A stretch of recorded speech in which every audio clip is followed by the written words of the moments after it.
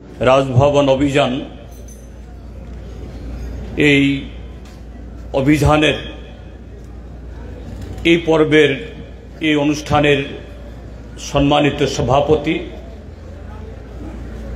এখানে উপস্থিত আছেন আমাদের রাজ্যের প্রাক্তন মুখ্যমন্ত্রী এবং গণতান্ত্রিক আন্দোলনের বরিষ্ঠ নেতা কমরেড মানিক সরকার এবং তফসিলি জাতি উন্নয়ন তফসিল জাতি সমন্বয় সমিতি এবং মৎস্যজীবী ইউনিয়নের নেতৃবর্গ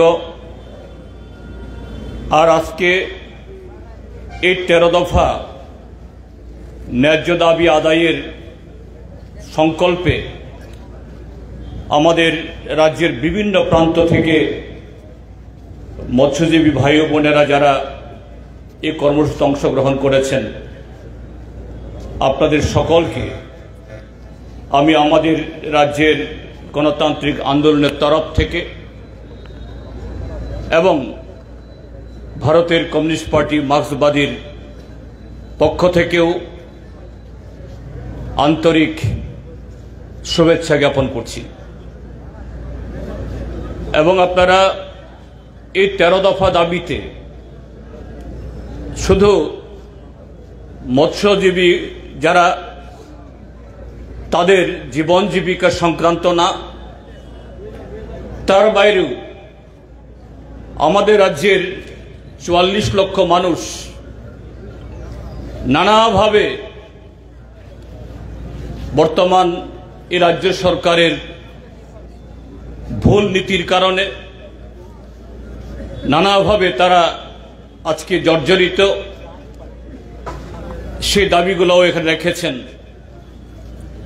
সে কারণে গণতান্ত্রিক আন্দোলনের তরফ থেকে আপনাদেরকে অসংখ্য ধন্যবাদ। আমাদের রাজ্যে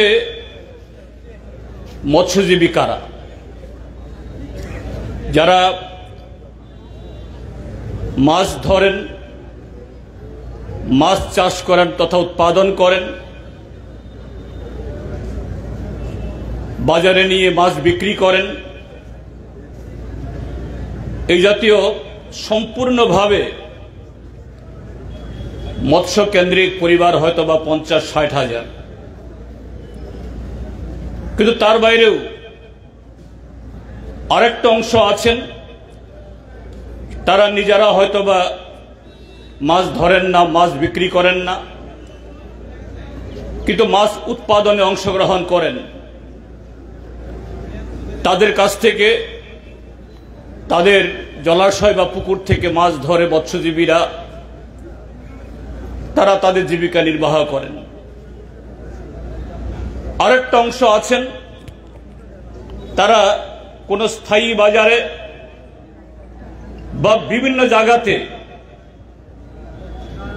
যারা মাছ ধরেন তাদের কাছ থেকে পাইকারি বা খুচরা মাছ কিনে নিয়ে তারা ব্যবসা করেন। এইভাবে প্রত্যক্ষ বা পরোক্ষভাবে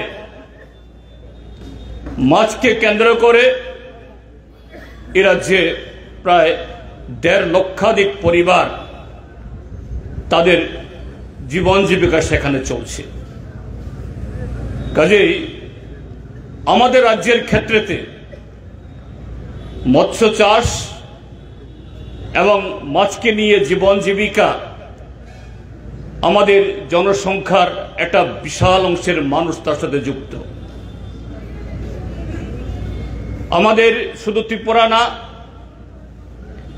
এই অঞ্চলে শতকরা 95-96% মানুষ তারা মৎস্যপ্রেমী, মৎস্যভোজী। এটা শুধু তাদের যে বুজন রসনা তা পূরণ করা না, যে এই অঞ্চলের খাদ্যাভ্যাস অঞ্চলের মানুষের জনস্বাস্থ্যের পক্ষেও এই মাছ একটা অপরিহার্য একটা পণ্য। কাজেই আমাদের রাজ্যের অর্থনীতি, জীবন জীবিকা এবং সামাজিক আরো নানা ক্ষেত্রেতে মাছ মৎস্য উৎপাদন বা তার সাথে যুক্ত নানা ধরনের কার্যকলাপ এটা অত্যন্ত সেখানে গুরুত্বপূর্ণ। কাজে যে কোনো কল্যাণকারী সরকারের এটা যে দলের বা মতের হন, তারা যদি সত্যিকারের এই জনদরদী হন, রাজ্যের দরদী হন, এই ক্ষেত্রেতে আমাদের রাজ্যের অন্যান্য অংশে মানুষের জীবনচাষীদেরকে সরবরাহ করা এবং তাদের পরিবারের আরো আনুষঙ্গিক নানা প্রয়োজন এগুলা যদি না দেখা হয়, তাহলে সার্বিকভাবে এখানে দায়িত্ব পালন করেছিলেন এগুলো তারা বলেছেন। এবং আমরা ত্রিপুরার যে সাধারণ মানুষ, আমরা সকলে তার প্রত্যক্ষদর্শী। বামপন্থী ফ্রন্ট সরকার এ রাজ্যে মৎস্য চাষে স্বয়ং সম্পূর্ণ, শুধু মৎস্য দপ্তরকে না, গ্রাম পঞ্চায়েত, গ্রাম উন্নয়ন দপ্তর,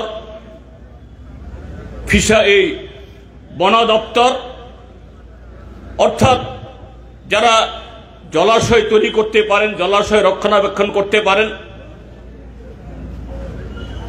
জলাশয় নির্মাণ করতে পারেন, এই সমস্ত দপ্তরকে যুক্ত করে এই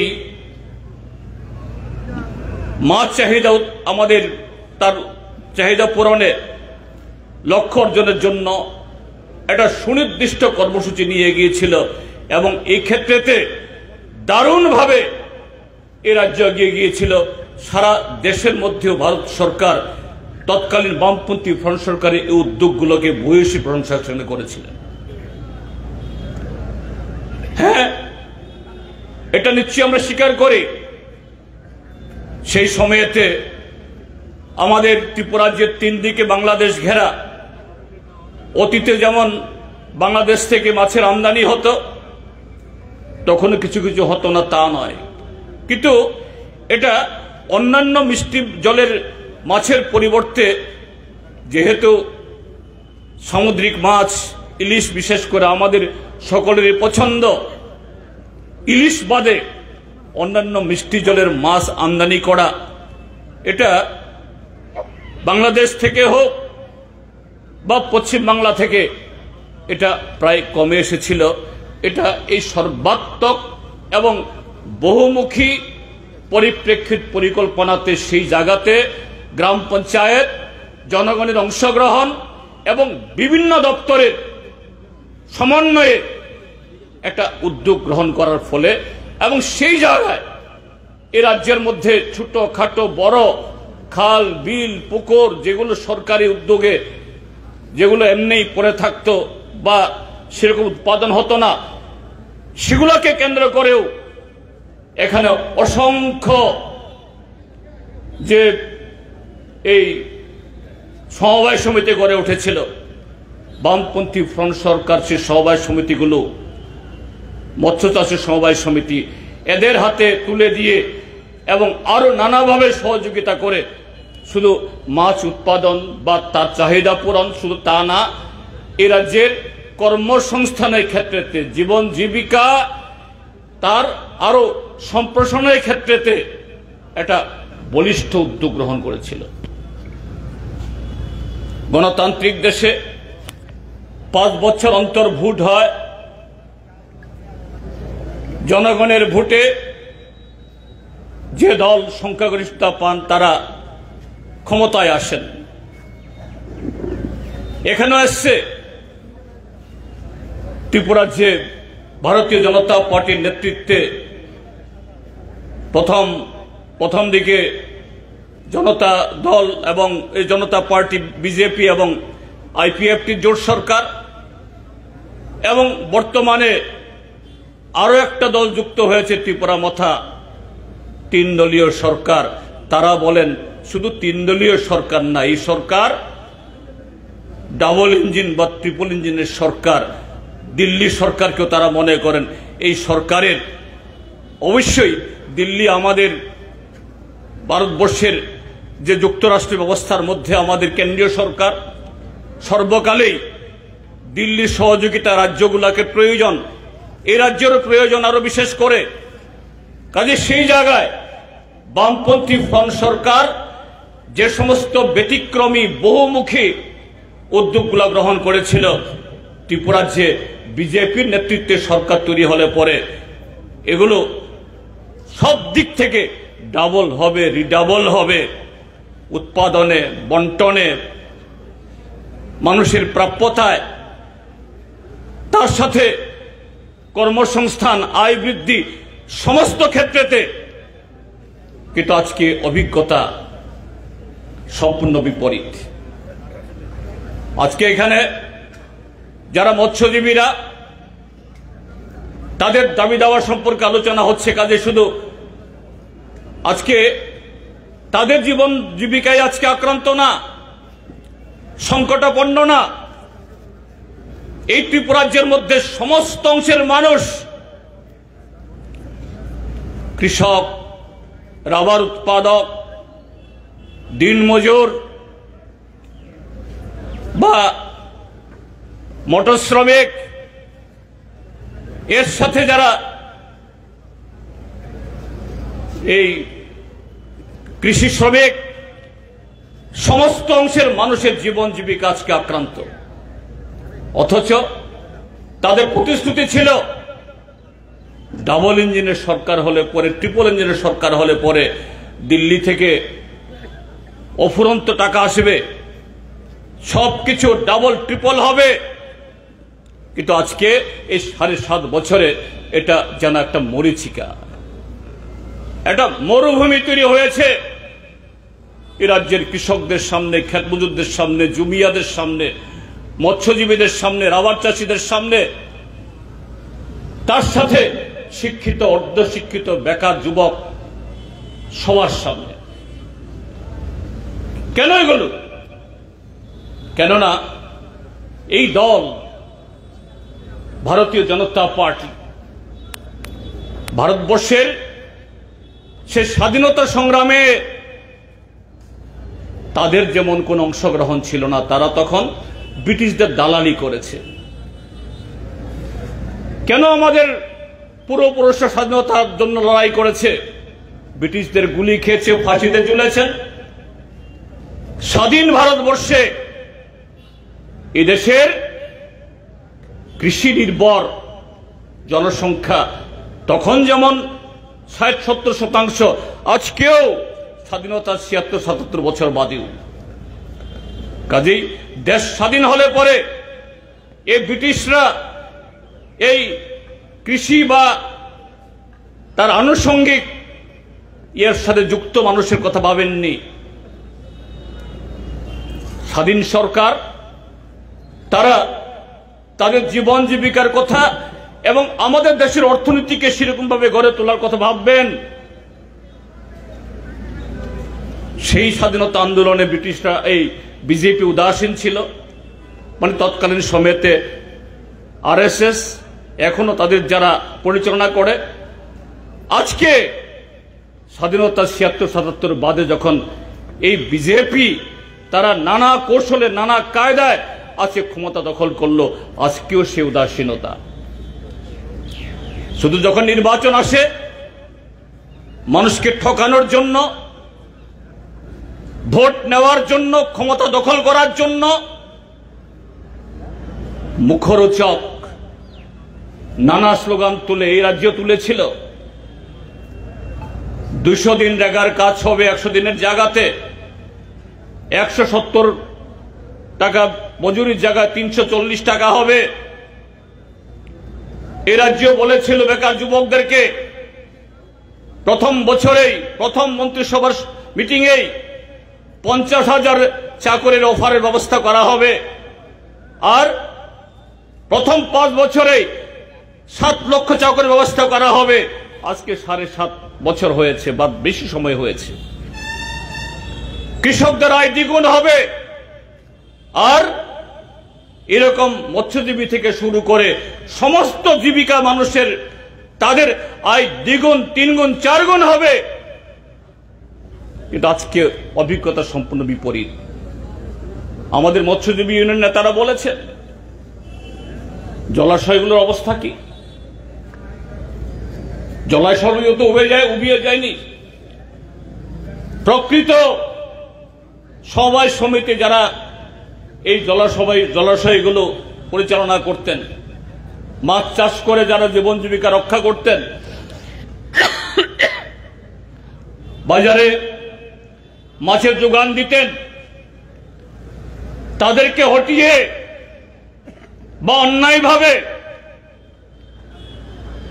কিছু মাফিয়াকে সামনে রেখে সমবায় সমিতিগুলা দখল করে নামকে আসতে এই জলাশয়গুলো তাদের হাতে তুলে দিয়েছে। এরা সরকারকে যেমন ট্যাক্স দেয় না,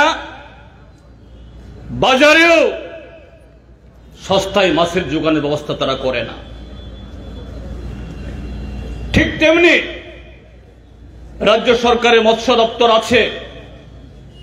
হ্যাঁ, আমরা জানি আমাদের সময়েতেও মৎস্য দপ্তরে তার নিজস্ব বাজেটে, নিজস্ব বরাদ্দে সমস্ত কর্মসূচি প্রতিপালন করা কঠিন, সম্ভবপর হয়ে ওঠে না। তার অন্য দপ্তরের সহযোগিতা প্রয়োজন। আজকে পরিস্থিতি ভিন্ন হয়েছে বলবো না, কিন্তু চিত্রটা কি? আজকে মৎস্যজীবীর এই মৎস্য দপ্তর যেমন মুখ থুবড়ে পড়ে আছে, তার সাথে মৎস্য দপ্তরকে নানাভাবে যারা সহায়তা প্রদান করতে পারে, গ্রাম উন্নয়ন, পঞ্চায়েত, উপজাতি কল্যাণ, তপশিলি কল্যাণ, বন দপ্তর, একটার সাথে একটা কোনো সম্পর্ক নেই, কোনো সমন্বয় নেই। নামকেও আসতে জেলা পরিষদ আছে, পঞ্চায়েত সমিতি আছে, গ্রাম পঞ্চায়েত আছে। নির্বাচনের সময় যেমন সেগুলো অবাধ ছিল না, জবরদস্তি করে ছাপ্পা ভোট করে এই পঞ্চায়েতগুলো দখল করেছে। পঞ্চায়েত সমিতি, জেলা পরিষদগুলোতে কিছু লোককে বসিয়ে দিয়েছে। কাজেই গণতান্ত্রিক পদ্ধতিতে সেখানে জেলা পরিষদের বা তার স্ট্যান্ডিং কমিটি বসে, তার সাথে গ্রাম সভা, নগর সভা, বছর শেষে পঞ্চায়েতের টাকা কিভাবে খরচ হলো, কোন খাতে খরচ হলো, বেনিফিশিয়ারি কারা আসলো, জনসমক্ষে তুলে দেওয়া আজকে ত্রিপুরাজ্যের মধ্যে এগুলো অতি ইতিহাস। সর্বত্র, সে গ্রাম পঞ্চায়েত থেকে মহাকরণ, সর্বত্র কমিশন ছাড়া হাতে গোনা অল্প কিছু লোক, তাদের কি জানি মন্ডল কমিটি না কি, এখানে যারা উড়ে উঠে এসে জুড়ে বসছে, সে মন্ডলে নেতৃত্ব নির্বাচনে যেমন কোনো গণতান্ত্রিক ব্যবস্থা নেই, কোনো আলোচনা নেই, ভোট নেই, সম্মেলন নেই। ওই দিল্লি থেকে বসিয়ে দেয় রাজ্যের সভাপতি, ঠিক তেমনি আগরতলা থেকে বসিয়ে দেয় জেলাতে, মহকুমাতে, ব্লকে কারা হবেন। স্বাভাবিক, রাজ্যের জনগণের প্রতি তাদের দায়বদ্ধতা। মৎস্যজীবী, ক্ষেতমজুর, জুমিয়া, সাধারণ মানুষ, তাদের কল্যাণে চিন্তা করা, তাদের কল্যাণে রাজ্যের প্রতিটি দপ্তরের বাজেট কিভাবে খরচ হবে, আজকে তা নেই। যার সুবাদে আজকে গ্রামের চিত্র বেহাল। শুধু গ্রাম না, শহরও। আজকে আগরতলা শহর, কেন এত রিক্সা, কেন এত ব্যাটারি অটো বা এমনি অটো, সিএনজি অটো, কেন? এই আগরতলা শহরের জনসংখ্যার চাইতে মনে হয় এই 3 চাক্কার গাড়ি, 3 চাক্কার বাহন সংখ্যা বেশি। দিন শেষে তাদের যে রোজগার হয়, সে রোজগারে সংসার চলে না। মাস শেষে ব্যাংক থেকে ঋণ নিয়ে এরা এই সমস্ত যানবাহন তারা যারা কেনেন পাবলিক ফাইন্যান্স থেকে বা ব্যাংক থেকে তা সুদ করতে পারেন না। মাঝপথে কখনো কখনো এই যারা টাকা ফাইন্যান্স করে তারা গাড়ি টেনে নিয়ে যায়। কেন এগুলো? কারণ গ্রামে কাজ নেই। গ্রামে বামপন্থী ফ্রন্ট সরকার থাকার সময়তে রেগায় 90, 95, 96 দিন কাজ, এবং শুধু কাজ না, সে কাজের মধ্য দিয়ে যে শ্রম দিবস তৈরি হয়, যে শ্রম তৈরি হয়, শ্রম থেকে যে সম্পদ তৈরি হয়, সেই সম্পদ তৈরি হবার বালাই নেই। এখানে কমরেড সুদাম দাস বলেছে রেগার কাজ এখন 30-32 দিনে নেমে এসেছে। সেই 30-32 দিনের কাজও কায়িক শ্রম হয় না। মাঝে মধ্যে শাসক দলের কোন সভা, কোন মিটিং বা কোথাও বিরোধী দলের কোন কর্মসূচিকে বানচাল করতে হবে। এই কিছু লোক আসো, তোমাদেরকে রেগার কাজ দেওয়া হবে। ওই 30-32 দিন কাজও এটা কোনো নতুন শ্রম দিবস তৈরি করার জন্য না। আর যারা এসব কাজে যুক্ত হন তারাও সেই 30-32 দিনের মজুরি ঠিক সেভাবে পান না। তো এতে আমাদের রাজ্যের যারা আজকে গ্রামীণ মানুষ যারা রেগায় কাজ করেন বা শহরে যারা টুয়েব কাজ করেন, তারা সেই শ্রম দিবস থেকে বঞ্চিত, সেই মজুরি থেকে বঞ্চিত না। সেখানে সম্পদ তৈরি হচ্ছে না। তার সাথে হলো এক ধরনের নতুন সংস্কৃতি, মাফিয়া কালচার, যেখানে এইরকম প্রতিবাদ কৃষকদের, ক্ষেতমজুরদের, জুমিয়াদের, এরা এরকম কোন কর্মসূচি গ্রহণ করবে, তাদেরকে আটকাও, তাদের উপরে জুলুম বাস্তরি করো, তাদের সুযোগ সুবিধাগুলো কেটে নিয়ে যাও, সেই জায়গায় চলে গেছে। নতুবা সচরাচর আমাদের দেশের যে ব্যবস্থা, এরকম যে কোনো পেশা, যে কোনো পেশাজীবী তাদের দাবি দাওয়া, তাদের মেমোরেন্ডাম কার কাছে দেওয়া হয়? হয় সরকারি আধিকারিক বা কোনো দপ্তরের মন্ত্রীর কাছে। এখানে বলেছেন ইউনিয়নের সাধারণ সম্পাদক কমরেড মনীন্দ্র দাস, তারা মহকুমাতে মৎস্যজীবী তত্ত্বাবধায়কের কাছে গেছেন, বিডিওদের কাছে গেছেন, জেলা শাসকদের কাছে গেছেন, মৎস্য দপ্তরের অধিকর্তার কাছে গেছেন।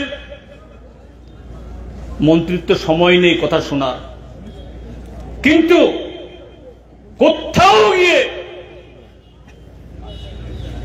মৎস্যজীবীদের বা অন্যান্যদের সে বক্তব্য শোনার। এই যে বেহাল অবস্থা ত্রিপুরা রাজ্যের মধ্যে মৎস্যজীবী সহ সমস্ত পেশার অংশের মানুষের, এগুলি ভাববার কোন লোক নেই। যদি যারা মন্ত্রিসভায় বসে আছেন নীতি নির্ধারক, তারাই যদি উদাসীন হন, অধিকর্তা, ডিএম বা বিডিও বা সুপারিনটেন্ডেন্ট অফ ফিশারিজ তারা কি করবেন? তারা তো এই রাজ্যের যারা পলিটিক্যাল এক্সিকিউটিভ, তাদের অঙ্গুলি হেলনে মুষ্টিমেয় লোকের যাতে সুবিধা হয়, আরো বেশি লুটতে, আরো বেশি তাড়াতাড়ি লাখপতি কোটিপতি হয়ে যেতে, সে কাজটাই করবেন। যেটা হয়েছে ডম্বুর লেক, এই ডম্বুর লেককে কেন্দ্র করে একটা সময়েতে শত শত পরিবার তাদের জীবন জীবিকা নির্বাহ হতো। ডম্বুর থেকে মাছ শুধু ত্রিপুরা না, আসামের শিলচর ইত্যাদি জায়গায় যেত, আজকেও হয়তো যায়। কিন্তু সেই ডম্বুর লেক, সেখানকার জনগণ এটা এডিসি এলাকাতে, এবং দম্বল লেক তার পরিচালনার বার একটা সময়তে এডিসির হাতে সঁপে দেওয়া হয়েছিল। সেই এডিসি রাজ্য সরকারের সাথে কি আলোচনা হয়েছে জানি না, কারণ আমরা যখন জিজ্ঞেস করি বিধানসভাতে, মৎস্যমন্ত্রী তিনি কিছুই বলতে পারেননি না দম্বল লেক নিয়ে কি সিদ্ধান্ত হয়েছে। এডিসি ওই হায়দ্রাবাদ, অন্ধ্রপ্রদেশ না তেলেঙ্গানার জানি কোন একটা সংস্থার কাছে নাকি 25 বছরের জন্য লিস্ট দিয়ে দিয়েছে। এত বড় জলাশয়, হাজার হাজার পরিবারের জীবন জীবিকার অন্যতম উৎস, শুধু মৎস্য চাষ না, এটাকে কেন্দ্র করে আরো বহুমুখী জীবন জীবিকা উন্নয়নের সুযোগ সেখানে হতো। আজকে এগুলা তুলে দেওয়া হয়েছে। আপনারা সঙ্গতভাবেই দাবি তুলেছেন এই সিদ্ধান্ত বাতিল করতে হবে। এটা অন্যায়, এটা এই রাজ্যের সম্পদকে লুট করে ত্রিপুরাজ্যের বাইরের কোন সংস্থাকে বড় লোক তৈরি করার, আর রাজ্যের মধ্যেও কমিশন খেয়ে কিছু লোক আঙ্গুল ফুলে কলা গাছ হয়ে ওঠার একটা চক্রান্ত মাত্র। কাজী বন্ধুরা, এখানে নেতৃত্ব বলেছেন যে আজকে শুধু মৎস্যজীবীরা আপনারা আক্রান্ত না,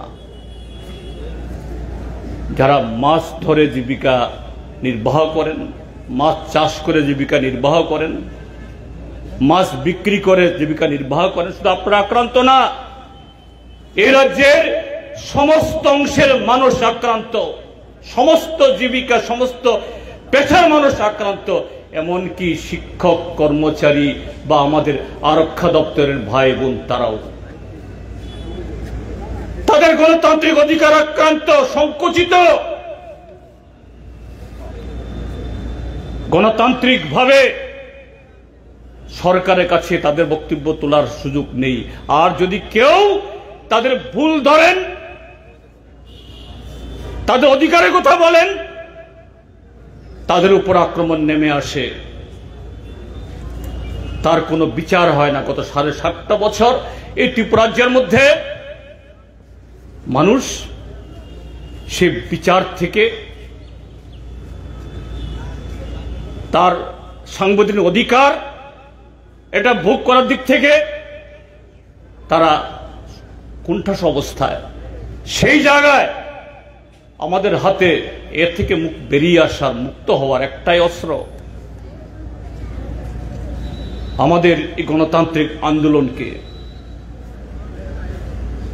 এককভাবে, যেমন বিভিন্ন সংগঠন, বিভিন্ন পেশার যারা এই সংগঠন আছে তারা, তার সাথে সমস্ত গণতান্ত্রিক অংশের মানুষ আরো বেশি বেশি ঐক্যবদ্ধ হয়ে আমাদের অধিকারকে সুরক্ষিত করার জন্য, রাজ্যকে এই লুটেরা মাফিয়া গণতন্ত্রের শত্রু এদের হাতে রক্ষা করার জন্য আমাদের আরো ঐক্যবদ্ধ হতে হবে।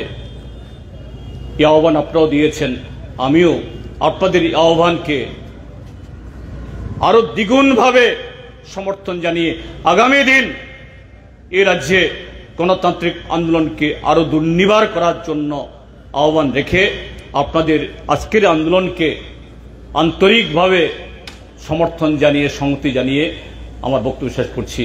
সবাইকে নমস্কার। খুলুম খা ইনকলাব।